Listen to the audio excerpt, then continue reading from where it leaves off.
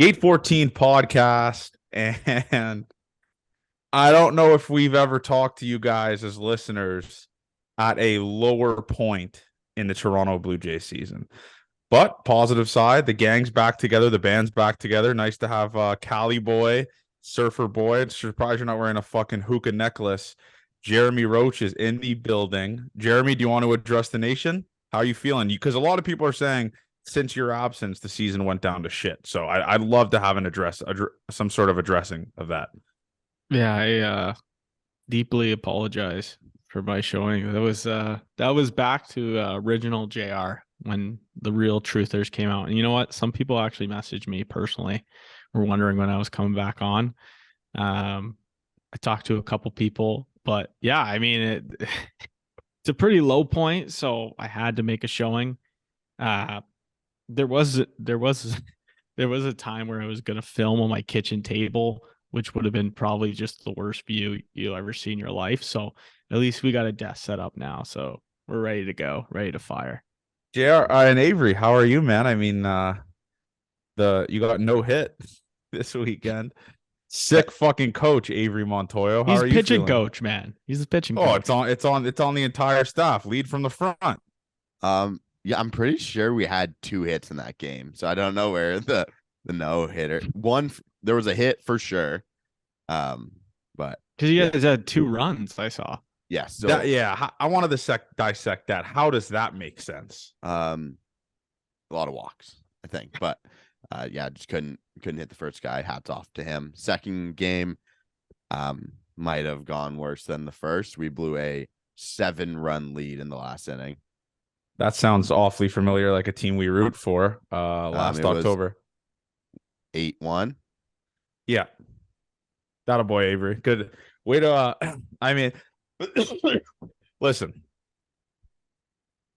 I could not be more down bad. Like I was uh, Citizens Bank Park movie night. Bryce Harper's to my left, Trey Turner's to my right. The entire team with all their kids are there, and I am just nosedived into my phone, just miserable, watching the Toronto Blue Jays absolutely collapse. And people probably think I'm just some sort of iPad kid. Probably, it makes sense, but I'm married to the game, and I just could not get my focus off of the pain and suffering that we had to watch this week. Absolutely pain and suffering. Before we go into that, Avery's been sending a lot of shots at Johnny Junts on Twitter. I'd love to discuss this. You calculated my miles per tweet.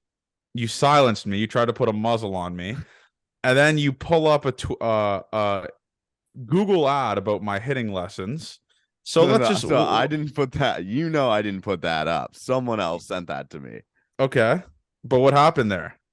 Um, I forget what did I tweet about that. The hitting lesson's so funny. Like for work, Mental skills? yeah, that that bio that you have is if you watch Lines of Lunch stream 12 o'clock on Twitch every day and you do the command Johnny, I think that bio comes up every time. So it's just a very funny thing. I'd seen it before, but I guess the people hadn't seen the bio of Johnny's hitting skills for 36.99 or whatever it was. So for the small price, the Blue Jays could help fix their hitting. That's where So let's go into the tweets thing. What sparked that? I was trying to kill time on an 8-hour fucking drive I'm doing alone, and I'm catching strays here for no reason from Avery. I'm mucking it up on Twitter, having a good time. I was buzzed. The interactions were buzzing that day. Well, what's up with that? What's up with this what's up with this tweets per mile thing that sparked in your head? So I look at my timeline, like I'm doing work all day. This is Friday morning, you leave, right? Yeah. And the tweet, I'm a bad not tweeter, but on Twitter while I drive, like nonstop. It's bad. I'm gonna get in an accident. I'm gonna get something bad. So I need to stop it. But it's like right away, you start complaining about going on the drive by yourself. And then I finish some work stuff. I go back on Twitter, and my feed is just littered by Johnny tweets, which is fine. Like As it should be. yeah, As it I should be. like The it. It's algorithm's funny. working. And I just couldn't believe the volume you were putting up while you were also driving in the car. It's what separates the small minnows to the big dogs at the Gate 14 podcast. That's what separates the small from the big. And let me make this. Then I went. I was going to do tweets per kilometer. Too many kilometers from Guelph to Philly. Oh, so yeah, you skewed. You did the baseball nerds thing where it's like, how can I lie with numbers? That's what you did. I massaged the numbers. I didn't lie, but I massaged the numbers a little bit. It's a good point. point. Miles instead of, and the fact that you tweeted every 13 miles that you drove is awesome. I should have calculated like how many minutes that would be based on your speed, because I know you're a pretty quick driver. So that would have been awesome. And in your new car too, you were definitely going faster than when you would drive in your other car. Yes. So I think I should have done like tweets per minute, which you did. But that would have been electric. That would have been great. And listen, I have no shame in it. You can mute me if I'll you say want. The Johnny Junta business is the clicks business as well for my interactions. So if I make fun of Johnny and I have a good Johnny tweet, like the one today, does fucking numbers. The one today did numbers of you saying, because I also kind of massaged that one as well. Because you left out the game that I actually went to on last Saturday. But yeah, but that was outside of a week. I was trying to hit a week span. So that's an insane. I mean, I did send a text to Johnny before I tweeted that. I said, "What Braves game did you go to, and did they lose?" And he said, "No, I went to the one on Saturday." This is the thing, though. This is the thing. Like, when any of us are out of the country, and we might have to call Cuts Clothing and just tell them to shit can JR. This team is terrible. Like when you guys were out of the country, they got swept by the Boston Red Sox in a 4-game series. I leave the country. The Jays get absolutely dog walked by the Baltimore Orioles. It never ends. When we are not in Canada, the Toronto Blue Jays are quite literally the worst baseball team on the planet. It's sad to see. I mean, and Jared's going to be out of the country for the rest of the time, sadly. Is the season done with Jared gone? I don't know. I really don't know, but we'll have to keep a close eye or else we're fucked. Yeah, get on a flight, buddy. You're done. So my tweet was Johnny Junta attended 5 Major League Baseball games this week. I didn't say 5 Blue Jay games because I know 3 of them were Phillies games. Yes. So I kind of lied right away. I said the Blue Jays lost every single one of those days, which is true. It's you're not wrong, dude. You are not wrong. Then I went kind of mean here. I said back to the basement, 4 eyes, time to stream. which led to a couple burners DMing me individually saying back to the basement, which I guess that's just something that I willing to take. But yeah, it's been a good weekend, man. It was a great weekend. Got to I'm leaving Tuesday, so tomorrow I get to watch our old flame Gurriel and Moreno, maybe try to talk him back into coming back to Toronto. It's been a good week. I saw Schwarber today. I didn't get to see him the last 2 days. He's obviously with his wife and kid here and stuff like that, so I don't want to get in the way of that. But I saw Schwarber, and this is the thing, like, this is how you know when you've just been grinding in the gym. Schwarber gave me the up and down look. He's like, Johnny, what's up, buddy? What's up? Like, he just looked at me like he eye fucked me. I might bring that up with him. That I might mention that to him tomorrow. That Schwarber eye fucked me tonight, violated me. But yeah, no, it's great, guys. I mean, being at that Phillies family dinner, I've never felt, or family movie day, I've never felt more out of place. Like it was me, and then it was like the blankets beside me was like the Harpers, like Kayla, who was very nice, by the way. Kayla, Bryce, and all their kids and their nanny, and then Trey Turner's to my right with his wife and his kid, and then there's just this fucking 4-eyed freak that has no relation to anyone. Were you the oldest person there with no family? Yes, ties. Not even close. It was by a substantial margin. Did you squash your beef with Bryce? He gave me a nod. He didn't really talk to me. So I don't know where I stand with Bryce, but no, it's Can you go to your beef with Bryce Harper? The people need to know. Yeah. So it was just a little beef. It's a little beef with Bryce. We were playing Fortnite, and I just like it was. I don't remember what happened. But he's like, he apparently he doesn't talk to people he doesn't know on the mic. That's what the whole situation of it was. So I was just like, all right, this guy is like, I don't like this guy. But his wife is the nicest lady I've ever met in my life. Mm-hmm. Shout out Kayla. She's like literally an angel. She's so nice. She went out of her way to say like, hi, I'm Kayla. Nice to meet you. Like, I didn't already know who she was. Like, come on. Like, you're literally, you're the wife of like the best player on the planet. Of course I know who you are. But no, she was not. Yeah, it was whatever. But I'll tell you what, going down, like, so I always wait for Bryson outside of the player's garage, and seeing these vehicles that some of these guys drive, I am a broke piece of shit. I need to get my bread up. I mean, I am seeing some of these cars. Everyone there has a brand new Dodge. What's those trucks? The Ram or whatever. The Those are one trucks. the one above the Ram. They all have that. Every single guy on the team has a lifted, fully loaded Ram, whatever it's called, SRX or TRX, or the fuck it's called. It's like $120,000. Everyone has that. And another thing that's underrated that I think we don't realize as fans, they get to eat whatever the hell they want. They just have chefs in there. Bryson brings out meals and stuff like this. And I'm like, holy shit. Like, you guys just have this in the clubhouse. They get unlimited whatever, smoothies, meals, and it's wild. It's wild. And then yesterday we went to this really nice restaurant in Philly. $100, by the way, to valet your vehicle there, which is, I was like, what the hell?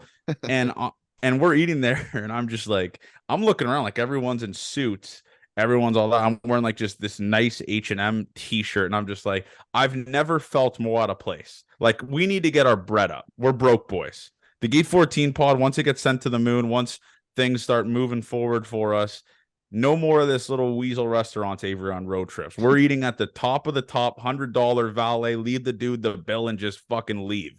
That's what we're going to be doing. So But I would like for you to find a picture of this restaurant you were at or something about it, and then compare it to where we stayed in St. Louis. Just kind of to show you where we're at, Johnny. It's Ocean.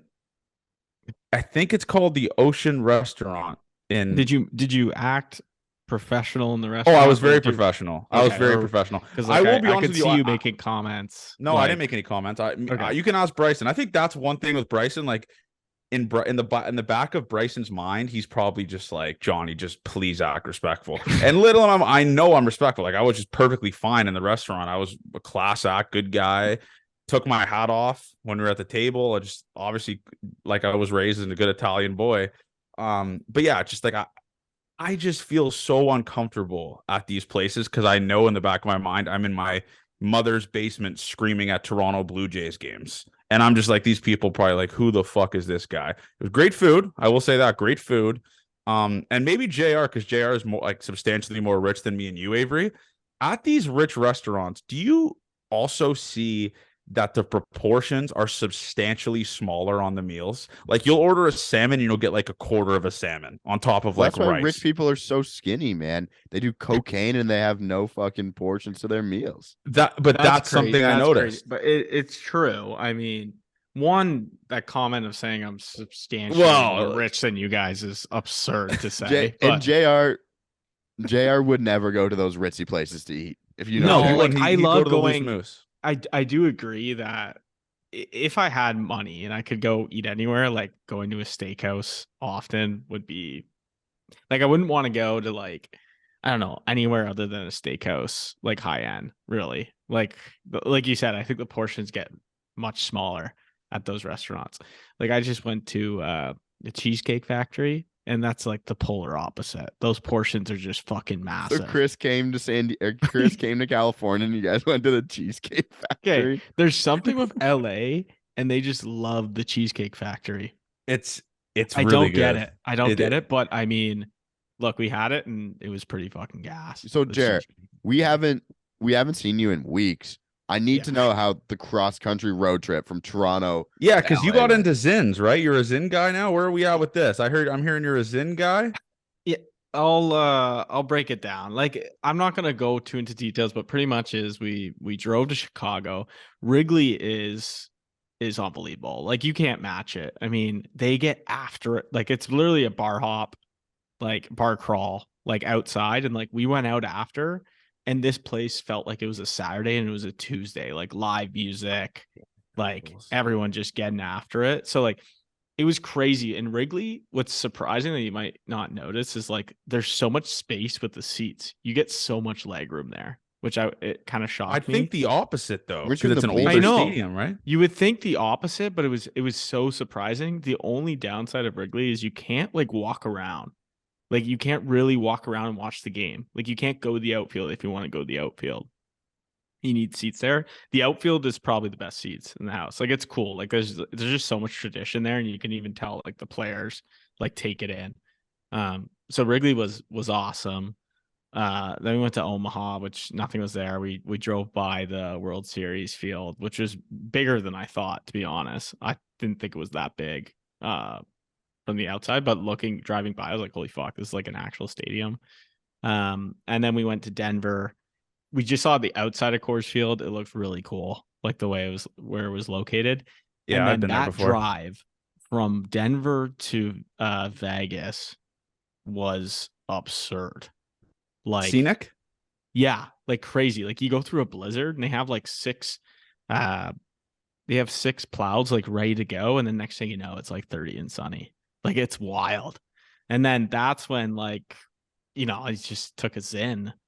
And hell yes. And this is like 80-mile-per-hour roads, right? In the US. So you're going like 160 on the road. So I'm like, holy fuck. Like Kyle's like prepping me. He's like, yeah, you'll probably feel it a little bit. And I'm like, holy fuck, man. Like, I feel like I got a massive head rush, but I can't tell if it's just from driving like 160 on the road through this scenic road. And then like we went to this random gas station. We had to take a detour. We thought we were going to run out of gas.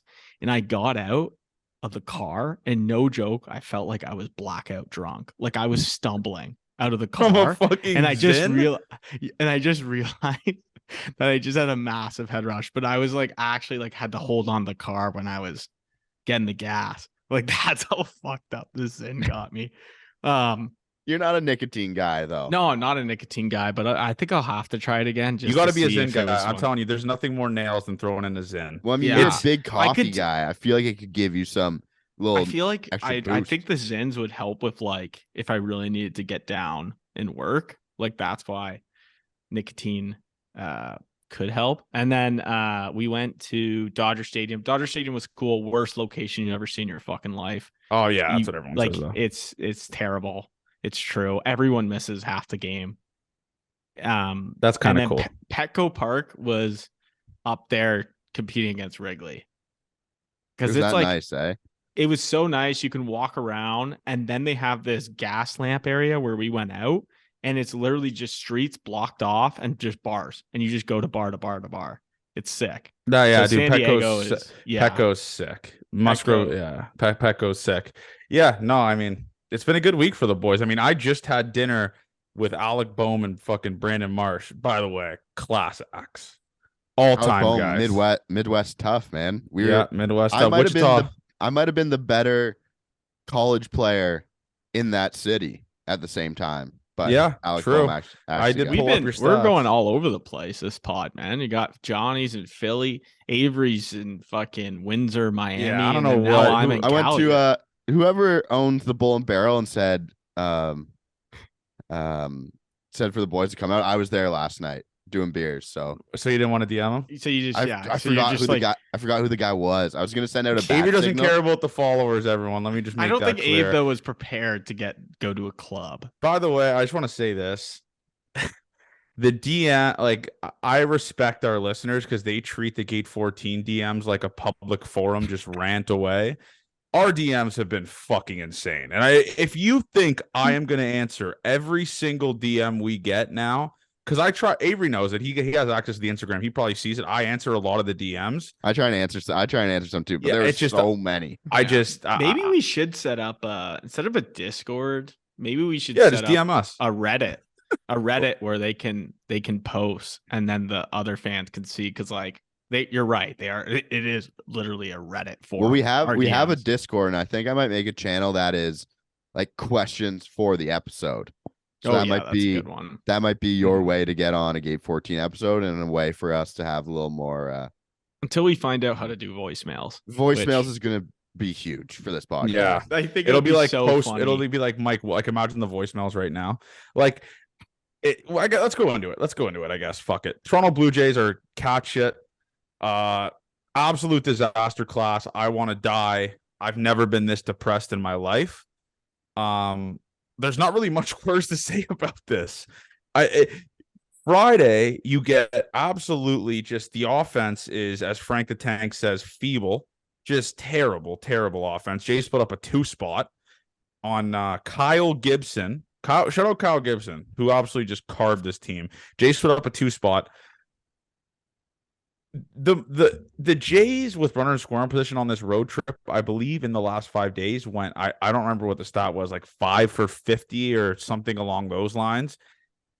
I don't know what is happening, but this has to be, like I mentioned at the start of the episode, Dave, the lowest point it has been for a Blue Jays fan in a long time.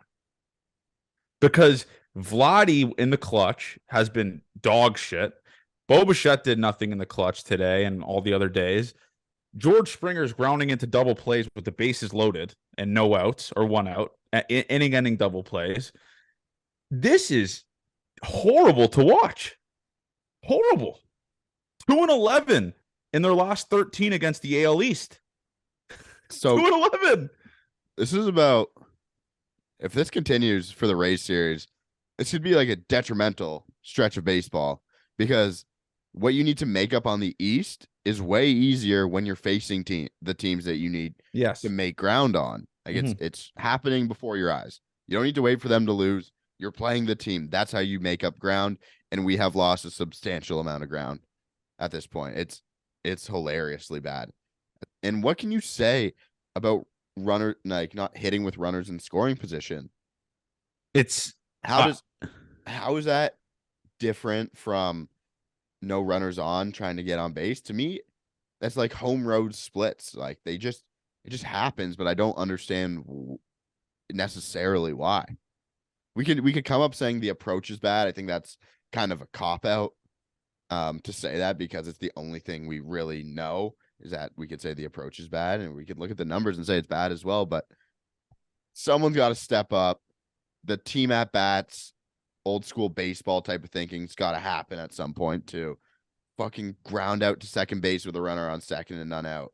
Roll over again if the infield's back to score runs. Not the double in the gaps aren't happening for this team right now. And so you got to fucking find a way to score runs, and they're just not doing that. Because we also thought that the team would change, but the offense is very similar for a team last year. Horrible with runners in scoring position again, right? I couldn't believe some of these. I'm looking at the score app, obviously, because I was watching some of the game, but I was really delayed. So I'd be looking at the score app just to kind of cheat for myself, just to see where, like, what was happening. And then I'd watch it unfold on my phone. These at bats with, I don't know if they're I don't know how to say this. Like, I don't know if they're pressing or they're just trying to do too much.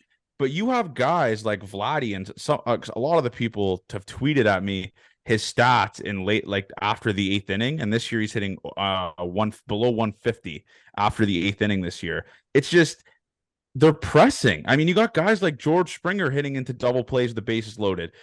When the fuck did that ever happen? When did that ever happen? Like, he's the most clutch player on this team. Usually when you would need a hit, George Springer, the World Series MVP, would come through for you. And now you're looking at this lineup, and every single fan, and Avery, you could back me up on this, JR could back me up on this, when the Jays have runners in scoring position today, in your mind, you're like, these motherfuckers aren't scoring. You just had that in your mind right off the bat. And when have we ever had to say that? 3 for 16 today, runner scoring position, and a lot of those hits with runner scoring positions today didn't result in runs because they were infield singles.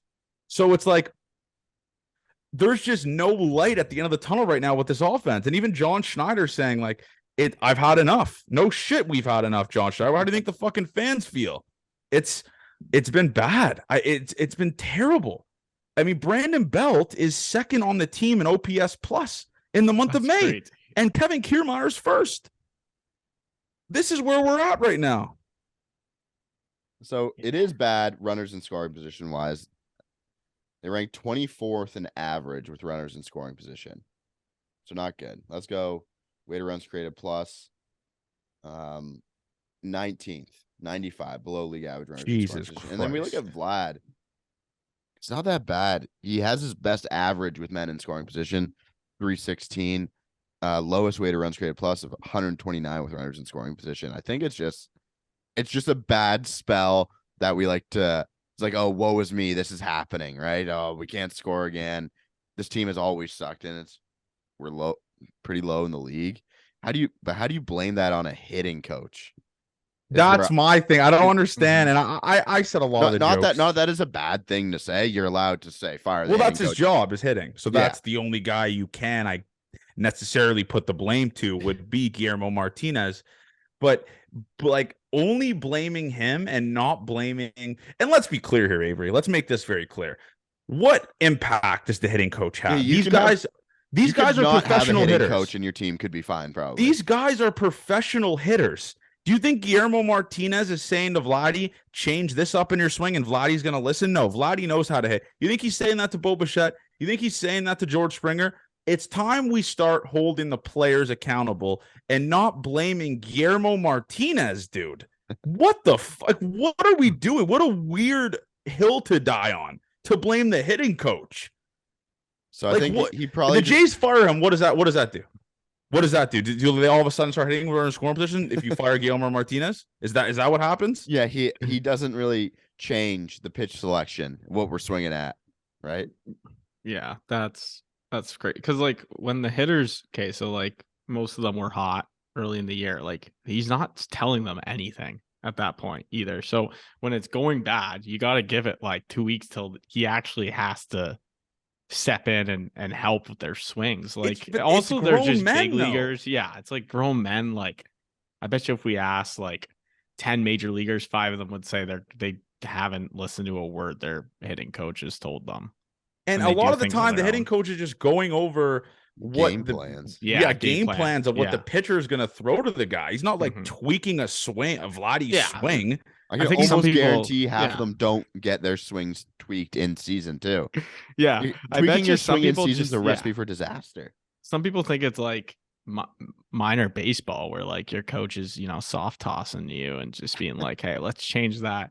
Let's change your legs there. Let's position them." It's such a dumb. It's such definitely a has weird... those type of things because they did the Varsho leg kick thing, but that was when he was struggling for like a month though. Exactly. It's and not like, hey Dalton, you did this last year, let's go back to it. Yeah, that's all he's saying. He's not flipping the ball to Varsho and just like holding his hands and teaching him like where to place his hands now. Like it's such half of it is probably Varsho being like to the pitching coach, like, hey, I think I want to change this, and then it's going over. Exactly, like, okay, exactly. It's a lot of the time it's a play, but there's been a couple terrible people on Twitter. It's the fire Guillermo Martinez, which, like I said, what the fuck's that going to do? And it's time for Donnie Baseball, and I want to make this very clear. I want to make this as clear as humanly possible. Going from John Schneider to Donnie Baseball is not an upgrade because Donnie Baseball is not a manager for a fucking reason. No team wanted him. There was tons of teams looking for managers, and none of them hired Donnie Baseball. There's a reason he's a fucking bench coach. And 2, what does that solve? Don Mattingly is on the bench with John Schneider. I am sure he has at least some discourse with the guy on decisions to be made. It's not all John Schneider. It's him and the coaches around him. Do they think that just Don Mattingly is the second coming of like Lou Piniella or Bobby Cox or these Joe Torre type managers? He's Don fucking Mattingly. He managed the Marlins, one of the worst teams in baseball for a long period of time. What is that going to solve? What is Don Mattingly going to fix for this team? Nothing. That's the simple answer. Don Mattingly being the manager again versus John Schneider isn't going to help the team with runners in scoring position. It's like I don't get it, dude. It's just such a those two things are such a weird hill. And then the people that are like the people that are like, oh yeah, they brought in Donnie Baseball here to just kind of look over John Schneider's shoulder. Shut the fuck up. Shut up. Like it's such a dumb thing to say. It's just such God, yeah, the manager annoying. They just gave a 3-year deal to. They're going to have 95-year-old Don Mattingly take over for that's a good idea. Middle of the season when they go through a slump. So dumb, dude. But so dumb. This slump can change with a series win against the Rays. That's the beautiful thing. The Jays are going to do that though. The beautiful thing about baseball is 1, you don't have an off day.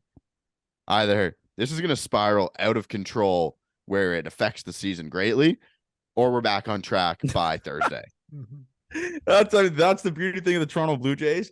And I called it with the Jays sweeping the fucking Braves after getting embarrassed by the Phillies. Like, this team has the pedigree, has just, I don't know what it is. They might just beat the Rays at Tropicana and just pull us all the way back in. And here's another stat. Even though the team stinks at Tropicana, it's a graveyard for Blue Jays hopes and dreams. Mm-hmm. You gotta hope something good gets done. Toronto Blue Jays had 28 runners left on base this series. 28. And 2 of the games they very well should have won. Oh, you mean yesterday? Let's go into yesterday's game. Friday's game was a snoozer. No offense. That's just the common theme as of late. Kikuchi yesterday. Okay. What? Kikuchi was okay. Yeah, that's whatever. It's kind of just, you can't be hanging balls to fucking Ryan Mountcastle, especially at the Rogers Center. Yeah. But this is let's go into yesterday's game. Yesterday's game was lost by the manager of the Toronto Blue Jays. That's just, what manager forgets how many mound visits he's had and goes to the mound and is forced to pull his pitcher who he just wanted to talk strategy to and be like, oh shit, this is the second mound visit of the day of this inning. I got to pull him now. I know it worked out, but what are we doing? Alec Manoah had his hand up. He's like, what are we talking about here? Yeah, like, that's crazy. And why is John Schneider? I've never seen him come out to talk to a guy. There's a couple things that I have to get peeled by that. Like, maybe we'll get an ESPN 30 for 30 on the pitching change heard around the world, because John Schneider going to the mound to talk strategy is like, was Pete too drunk to go to the fucking mound? Why wasn't Pete already gone out? I think Pete did his job. I think he was going out to like almost like fire him up and be like, do you want this guy? Because he knew he was just gonna say like, yeah, I fucking want him. Well, it worked out well. And then he was gonna do something where he was gonna leave, and then he just fucking realized like. And then he's like, the funniest part of the dumbest shit I've ever done. The funniest part of that entire interaction is John Schneider like walking back, like, "Yep, great mound visit," and the umpire like, "Whoa, that's 2. You got to take him out." And then John Schneider just backpedals like a lost puppy, and he's like, "Oh, yeah, I guess I got to take him out." It worked out, obviously. Tim Mesa masterclass per usual, but yeah, just and then it was almost a disaster. Like. It's a great play in the outfield. It was almost in the gap. True. Yeah, shout out Kevin Kiermaier. And then what he does next after that is 2 outs. And what does he do? He takes out Eric Swanson with a runner on first and second when there's a lefty up for Jordan Romano, who Eric Swanson carves lefties. I don't know how many times we have to continue to say this, Avery. He carves lefties, takes out Eric Swanson, and Romano, you can obviously, devil's advocate, he should be getting these outs. He should have got the out. Gives up a 3-run moon bomb and game over. Game over. Jays were dead. They were a dead dog after that. You keep talking to me about Romano this, Romano that, Avery. He keeps digging himself deeper and deeper into that hole, brother. This is 3 collapses in a 3 weeks, or maybe less than a 3-week span. Like 10, 11 days. He's had 3 collapses. He can't hold a 3-run fucking lead? What the fuck? Inherited runners. That's just a crazy spin zone. He can't hold the 3-run lead, Avery. Well, he didn't give up 3 runs. He had 1 run. Okay. But like I'm saying, gotta keep the ball in the yard. He didn't do that. Did not do that. He absolutely did not do that. And then you know what? It's like, what? Like, he just has no confidence. I mean, we saw it in the Braves. Like, we said he was back, but like yesterday was terrible. He looked ass. You can't be doing that against division teams, man. It is something he does, though. I think I said that I kind of feel that way as well with him sometimes. When he's on, he's very, very good. And when he's off, you can kind of feel it right away. I think I said that when we talked when I was in Miami as well. But the numbers show he's a very good pitcher. And sometimes the real life doesn't work out. And again, he looks like just 1 run again. So the numbers are going to be fine for him after that. Yeah, I guess. So I actually I DM'd our guy Quinn, LFG Brentford now, used to be LFG Blue Jays. And I said to him, when Jordan Romano pitches bad, he's not from Canada, he's from Italy. That's Jordan Romano from Italy. When he pitches good, he's Jordan Romano from Canada. That's the discourse we've been kind of starting now. It's like, there goes that Italian again, man. You can never trust that Italian. But when he's pitching good, it's like, that's Jordan Romano from Markham, Ontario. That's the discourse that we should be starting here with Jordan Romano, because that game yesterday, 9 runners left on base. And then today they had 12, which is holy shit. That's a lot of runners left on base. But yeah, it's just yesterday's game was a disaster. I mean, you score 5 runs, you should win a baseball game. Obviously. That's just not even really a hot take. Jays put up a 5 spot, losing extras. That's what happens when you get like Cano and Batista in the back of a pen. Guys who just throw absolute fucking fuzz. And 93-mile-an-hour changeups and splitters from hell. And Dalton Varsho doesn't want to lay off a high fastball. Kirk can't lay off. Show. Dalton Varno show. Yeah, sad to hear He's that. really bad right now. He's fucking terrible right now, bro. So Dalton Varsho, another questionable lineup decision. Dalton Varsho crushes cutters. He did it last year. I don't know how good it is this season. And then Dean Kramer throws a shitty cutter and he's out of the lineup. It's like some of these things just need to make a little more sense. And the real life of managing people and injuries and rest and analytics don't seem to go hand in hand right now. Yeah, it's just fire Guillermo. So dumb. But yeah, I mean, that game, Alek Manoah was decent. Really good bounce back spot for him. 5 2/3, 2 earned runs, clean. That'll put you in a spot to win a baseball game, right? 5 innings, 2 runs, quality. That's, in my mind, that's a quality start. Well, he was 5 2/3, right? Should have got. Yeah, 6. So he was 1 out away from a quality start. But yeah, no, that was a good start from Manoah. And I want to make this very clear, and I'm not saying this because Eric Swanson's our guy and stuff like that. When you have to continue to overwork a bullpen because you're starting pitchers like Kikuchi go 4 innings, Manoah goes 4 innings, guys are getting shelled really early and getting taken out early, you're going to have to overwork guys like Eric Swanson, and there is going to be some sort of regression like there has been for him in the last week, right? I mean, he's thrown in high leverage situations, and same with Garcia as well. Garcia threw yesterday and today was just, I don't even really call that pitching, but it was just, yeah, it's just, you're gonna overthrow these bullpen guys when your team can't separate leads, right? The Jays haven't had that ability to have a lead like 5-2 yesterday and step on a team's throat and make it 7-2, 8-2, where it's just impossible to come back with. The Jays haven't been able to do that. So that's what's going to happen when your team and your offense is scuffling and you're not able to just separate these leads so you could throw bums like Trevor Richards or other guys like that, right? That's what's going to happen. So from March 30th to April 13th, Eric Swanson allowed 5 earned runs. Mm-hmm. From April 16th to April 20th, Eric Swanson has allowed 6 earned runs. Wow. Some may say overuse, right? So the week from hell has continued. It's never ending. It's never ending. It's absolutely, it seems like it's never going to end. But yeah, yesterday's game was just, again, we can't keep just kicking a dead horse. It's the runners and scoring position. Great teams find a way to win, man.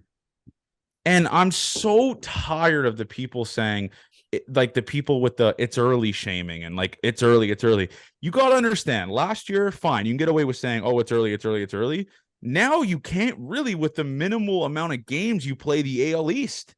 This is going to affect this team a shit ton when it comes to September and October, and there's a tiebreaker and it goes to head-to-head against the AL East or whatever. Like, we stop shaming people and saying it's early. It's not. You don't have as many games against your own fucking division. So why do you just try to harp on people and just try to act like you know ball by saying it's only May? I don't care if it's April. Losing a series, getting swept in a series against the Orioles where you have Gossman pitching and Manoah pitching, obviously he's been scuffling, and lose 2 out of the 3 when you leave 28 runners on base, of course we're going to be mad about that. Like, why do people are like gatekeeping, being angry about this type of stuff? I don't get it. It's not early. Yeah, the positivity outlook for the team shouldn't really be there right now. It's when we need to win, we haven't really won. Mhm. So again, Yeah, a sweep, a series win against the Rays changes the dynamic, but that's when it's like, okay, you're playing better baseball. You can be positive for a team playing well, and they're not playing well right now. So there's not much to be too happy about. We're in last place. And the thing also is, Avery, is like, what I don't get is like when other teams struggle, they aren't struggling like the Toronto Blue Jays. They're not leaving 29 runners on base. Their top of their lineup are consistently grounding into double plays. And then you got Kevin Biggio over sliding second base and Bo Bichette trying to be Ricky Henderson stealing bases, getting thrown out by 1,000 feet. This doesn't happen to other teams. That's where I think you're wrong. I think every team who struggles goes genuinely through this. do think teams go through a stretch like this where their highest weighted runs created plus players for an entire month are 2 guys above the age of 33 years old. You think other teams do that? That's dependent on rosters built of guys over the age of 33. Okay, it's the same with closers, and I know it's so fucking frustrating, unbelievably frustrating. But teams who struggle to win games go through stretches like this, man. Where I just think it's different, like with this team. I don't know. But that's because you're a fan of the Blue Jays. We're all fans of the Blue Jays. It feels like the world's falling down, and the Oakland A's go through this every single day for a full season. The Oakland A's also aren't like their owner or GM like Ross Atkinson to say like I'm constructing a lineup that's more serious that can compete more. Look at the Padres though. The Padres. Well, the Padres, no, that writing was in the sand though. They always have had a dog shit bottom of the order. Look at the bottom of the order and look at the bottom of the Jays order. It's way different. But in terms of just though like team outlook, like that team should be way better than what they're performing right now. The Blue Jays are close to the bottom of the league and grounding into double plays. The Blue Jays are also negative Johnny's back because, like I said, positive Johnny's dead until the Jays win 2 games in a row. I don't know when that will happen. 15, middle of the pack. Okay, yeah. The Jays also average the most runners left in scoring position in baseball. They're the most. They average over 4 runners left in scoring position a game. The next team is the Phillies at 387. The Jays are 4.14 runners on second, leaving runners in scoring position every game. If that's not alarming, because that's over an entire sample size of a season, right? Mm-hmm. If that's not alarming, I don't know what is, Avery. At some point, you got to have that discussion. Like, can this team, but then in the club, like, what? How do you fix runners in that? Yeah, because there's no way that your hitters are supposed to do what they're fucking paid to do, and they're not this year. I think we can get mad at them for that as we are right now. Yeah, a lot of people are talking about Vlad's contract. I've noticed, like he's losing a shit ton of money. I'll tell you that for free. He's losing a shit ton of money. His weighted runs created plus is like 130, and a guy with that weighted runs created plus isn't going to get 300 million. It has to be in like the 150, 160 range to be getting paid like that.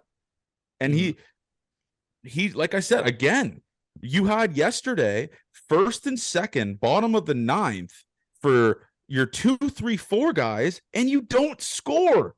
It's all of this shit.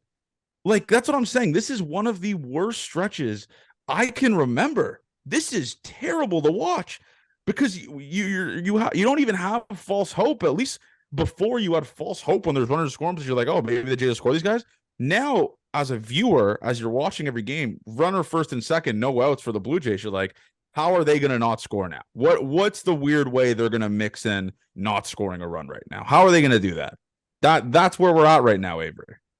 Yeah. No, I don't totally disagree with you. It's unfortunate. But again, baseball. Tomorrow, we can score 50 runs tomorrow, and this kind of goes away. Mm-hmm. And That's think so? ball. and it's fresh slate. As my Okay. buddy YJ says, that's ball. That's absolute ball. Let's go into today's game. Kevin Gossman. If I'm Kevin Gossman, I feel like we say this every podcast. I'm gonna find the leaderboards. I am going into the dugout or the clubhouse after every game I pitch and bitch slapping the entire offense every single time. This dude went 8 innings today, Avery. 8 innings. Okay. They ran 2 up his earned pitch runs. count too. 8 innings, 2 earned runs, and he got a no decision again. What the fuck, man? Fuck. I can't. I don't know what is happening, man. Every start with this guy, he can't get he can't get any run support. Mm-hmm. I'm telling you, I would bitch slap every single guy in this locker room if I'm Kevin Gossman. I don't know how he has a level head. I don't know how he keeps saying he's got to be sick to his stomach when he watches as major league pitchers with at least 5 starts this season. Kevin Gossman ranks 9th in least amount of run support. Oh my God. With this lineup, that is so bad, bro. And he's 4-5, averaging 3 runs of run support a game. This guy's got to be sick. He has got to be sick to his stomach. And you know what's bad? This might not even be updated because I think his 10th start should have been today, probably. Yeah, it was his 10th start today. Because I think Alek Manoah has 10 starts. Yeah, that's not updated. So we'll say top 5 just to add some irony, add some drama to this. Yeah, but it's number 1 now. Yeah, he's number 1 now. It's bad. And then another thing that they wasted, Nate Pearson comes in the game in the 9th and puts his balls on the table and just shoves. Gives up a leadoff double, strikeout. I think it was like a pop-out strikeout and then a ground. It was something along those lines. And it's like he's sitting 98. He hit 101 today, I believe. It's like, holy shit. Like the bullpen did what they had to do when the starter did what they had to do. And the offense leaves 12 runners on base today. 12. Like, when is it going to end? I'm sick, man. And then you don't even score a run in extra innings too. Like I know Jimmy Garcia got shelled, but like you don't even score a run on second. It just they didn't it's bad to watch right now, man. And I cannot wait for this shit to be over. I can't wait to just feel what it's like to just have an offense that's good again, that just hits a runner scoring position, that does what they did in the Braves series. That's what a week ago. Right? Like watching this team feels like a job that you hate when they play like this. It's a toxic ex-girl. It's like Ronnie and JWoww or Ronnie and Sam from the Jersey Shore. That was where that's what I compared it to today on Twitter. It's just the most toxic relationship ever. It's terrible to watch. And when the good's the good, my God, is it good. It is so fun to root for this team when you got best sex you'll ever have. It's the best sex you'll ever have. And then when it's bad, it's you guys are fighting and you don't even sleep in the same bed. You're on the couch. That's what it is with the Toronto Blue Jays. Someone clipped that. Yeah, it's just it's tough to watch. I want it to end. I'm praying for it to end. And just when you think it can bounce back, they got Tampa Bay Rays at Tropicana tomorrow. A team that's also scuffling a little bit too. So kind of just 2 dog shit teams going back to back, struggling teams. I got a weird feeling the Jays win this series and pull us back in. It's a 4-game series. I've 3 of 4 is a real possibility for this. In my mind, I'm thinking. But before we go into that series, though, I want to say this. Calvin Biggio, I can't believe this. We are still having the Calvin bit. We started this podcast 14 months ago. And we were talking about how bad he is 14 months ago. We are still having this conversation with this guy. He can't base he overslid a base like he's playing on the turf at Canisius College, and he's oversliding. And what are you doing, dude? How does this do? Avery, I'm going to give you a guess. What do you think Calvin Biggio's weighted runs created plus is in the month of May? Oh, shit. I don't even remember him getting a hit. Positive or negative? Positive. 18. His weighted runs created plus just got into preschool. It is 5. His weighted runs created plus is 5 in the month of May. 5. That's where we're at. And this dude can't slide. He can't fucking slide, base run. He can't do anything now. He can't get out of his own way. What? I When it's know going there's bad for him, it goes really bad, sadly. But he's a 28-year-old. He's not a kid anymore. We can't be babying him. I'm ready for the Aaron Hicks era. Are you, Avery? Yeah, I'm ready. Aaron Hicks and Blue Jay Blue just dominating the Yankees. One last hoorah. I mean, to be fair, Gavin Biggio's had a better month than last month. Yeah. Oh, where was it here? March and April, he hit 111. In May, he's hitting 176. Pretty good. Pretty good, Gavin. Jesus Christ, bro. Weighted runs created plus of 17 last month. 17? That is so bad. He has a weighted runs dude. created plus of 14 this season. And all right, so let's go into this next series. Can I say something that yeah. I texted you guys today? Mhm. I think would be our biggest episode of all time. The Toronto Blue Jays play the New York Mets Friday, June 2nd. Should I reach out to Frank? He follows me. Frank the Tank on the Gate 14 podcast. If both of our teams are playing like shit, would do insane numbers. Him calling Adam Ottavino Adam out the lead go is the greatest nickname I have ever heard in my life. Adam out the lead go. And he says it so quickly, it sounds seamless. Well, how was he on your podcast? He was just scrambled at it was impossible to keep a conversation going. He would just continue to change the subject and talk over, and it was electric though. I will say that, but it should be like a 30-minute interview. But yeah. And then we could tap because you can I like the interview I did with him was only like 40 minutes. I can only take him in doses. So the interview was it was like a really short interview. But yeah, that would be all time. Let's go into the Rays series. Jay's got to bounce back. Playing at Tropicana. Pitching matchups. Don't like this. Tomorrow, the Hound on the Mound saves the season again. Chris Bassett versus Torrey Kelly. Is that his name, Avery? Tyler Kelly? I don't know who it is. Chris Bassett versus Kelly tomorrow. That's a good matchup. Barrios versus Bradley. And then Kikuchi versus McClanahan. Oh, holy fuck. Oh, God. Wednesday is going to be a nightmare. I don't know who's going Thursday, though. I'm assuming it'll probably be Gossman, right? No, Manoah. Sorry. Manoah will be going on Thursday. I'm going to say Jays win the series. Just me knowing the Toronto Blue Jays, they will lose a series to the Orioles and somehow beat the best team in the division. That's just what they do. That's what the Toronto Blue Jays have been doing my entire life.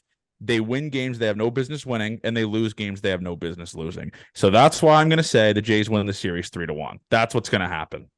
That would be awesome. I'll go split. I think we'd be okay with a split, but you can't lose the first two, or else. God, because then you got McClanahan on West. Yeah. But that's what happens. You'd lose to Trevor Kelly somehow, and then he'd beat Shane McClanahan. Trevor Kelly also, he's gonna go like 2 innings. I think he's just an opener. Oh, okay. Yeah, I didn't know who he was, but yeah, no, this is a big series, folks. They gotta grab ground again. I mean, fuck, 1-11, or what was it? What did I say? 2-13 or 2-11 against division opponents in the last 13 games. Not great, Bob. But save the season. What are the Jays doing this series against the Rays? Give us your prediction. You're pretty good usually. I like a split here. I think McClanahan against Kikuchi is like, it's like an atomic bomb versus a baby. Yeah. We Atomic bomb versus 30 baby free me. Shirts, and we would be pretty safe with that bet of offering 30 free shirts. So we said the Jays. Johnny, you need to burn your pants when you get back, by the way. Sure, I could do that. Sacrifice. I'll sacrifice burn what something his pants? Too. His baseball pants or just the baseball pants from the game. Yeah. Okay. I think I like split. I like split here. I think it needs to be a split. Are you happy with a split though? I'm happy with a split. I mean, the Rays gaining no ground on anything. That's really what But that like would based be. off how desperate we are right now, I think we'd be happy. Like, you know what I mean? Like based off the situation, I think like a split is obviously, I think, worst case here. If we, Yeah. like I'd take a split and I wouldn't be mad. I'd say like, fuck, okay, we got out of that series not getting swept. Yeah, it's a good point. Yeah, all right. We'll see what happens here, man. I make this. I just always feel like just terrible going into Tropicana. I don't know what it is. Maybe because the Jays are dog shit there. Maybe because But that field sucks asshole. yeah, it's the worst field on the planet. But yeah, it's good to have the boys back together. I'll be driving back Tuesday morning, so stream will be Tuesday night. Back, boys are back at it Tuesday night on the streams. Back to the basement. Um, yeah, good week. Let's I have a wanted to good let you week. know I'm happy when you're back in the basement. Like that's Need it. Content wise, great. Get the clips. Probably Get got everything. that's fucking the streams, man. There hasn't been. When's the last time you guys stream? Wednesday Wednesday? when they won. Oh, So Somerset, that just opened a whole new can of worms. Now me saying the last time they won was when we streamed. Yeah, that's not great. But yeah. Anyways, love you guys. The band's back together. JR's back. The boys are Jared. Nice to back. have you, man. That Nice, setup, yeah, nice to have JR that back. setup looks nice, man. Nice little buddy, bachelor pad. I'm working it right now. It's hurting the bank account, but I'm fucking working it. There he goes. There goes that man. As always, man. I just wanted to say, if it wasn't for all the listeners, and I know I tweeted this, all type of stuff, we wouldn't be able to do this cool shit. You guys interact with us, always just pumping our stuff, always DMing us how much you love the guy, like love us and all that type of stuff. It doesn't go out noticed. It doesn't go unnoticed. And I really do enjoy like this community we got going and all the listeners that we have and stuff like that, because it makes these stretches like this still fun because of the funny memes and the funny tweets and all the type of stuff that comes from it. It makes it better because we're not going through it alone. We're going through with all the listeners and all the fans and all the Gate 14 riders, stuff like that. So I just wanted to say that, and they will turn this around. I don't know when. I hope it's this series. If it's not, we'll talk to you guys Thursday. Love you guys. Gate 14 forever.